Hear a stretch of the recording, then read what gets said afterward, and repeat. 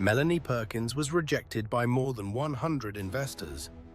She grew up in Perth, Australia, born in 1987. As a university student, she taught design classes on the side and watched her students struggle for hours just to learn complicated professional software. So she built something simpler, a tool just for making yearbooks. She called it Fusion Books. It worked. Students used it. It made money, but Perkins wanted more, not just yearbooks, a design tool simple enough for anyone, for anything. She pitched the new idea to venture capitalists. Over 100 of them said no. The reasons piled up. Design software was too niche, they said. She was too young. She was from the wrong country, Australia, far from Silicon Valley's money and connections. Every one of the reasons investors gave turned out to be exactly backwards. Her boyfriend at the time, Cliff Obrecht, joined her as co-founder. They would later marry. A former Google designer, Cameron Adams, came on as the third co-founder. Perkins had been trying to find investors for a long time by this point, without any real breakthrough. Then came the break. An invitation to a small investment retreat in Maui, Hawaii, connected Perkins with investor Bill Tai. And through him, the people who finally said yes. The retreat wasn't a typical pitch meeting. It was an unusual, informal setting instead.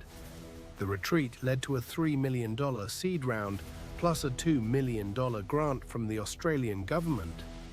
Getting funded didn't mean it was easy. For 2 full years, her small team rewrote the platform's code from the ground up. Without shipping a single new feature the whole time, competitors could see them falling behind. There was nothing new to show for 2 straight years. In 2013, the rewrite finally paid off. Canva launched. Within its first year, it had hundreds of thousands of users. The idea behind Canva was always simple: drag-and-drop design instead of complicated professional software that took years to learn. For decades, Adobe had been the default choice for design software, powerful but expensive and difficult to learn. Canva offered a free alternative that almost anyone could use immediately.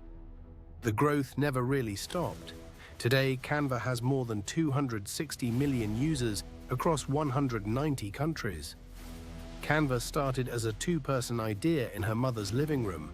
It's now a global company, reaching hundreds of millions of people every day. It brings in more than $4 billion a year and has stayed profitable for 8 straight years in a row, which is rare for a company growing this fast. The company kept expanding too. Canva bought Affinity, a professional design suite that competed directly with Adobe, then made it free for everyone to use. It also bought an AI company, then a marketing startup, then an animation studio, each one adding a new piece to the platform. But the company's value hasn't climbed in a straight line. It peaked near $40 billion in 2021. Then, as investors pulled back from private tech companies across the board, Canva's own valuation dropped, all the way down to $26 billion by early 2024. It wasn't a failure at Canva. The whole market had cooled. But it still meant the company had lost more than a third of its value on paper. By August 2025, the recovery was complete.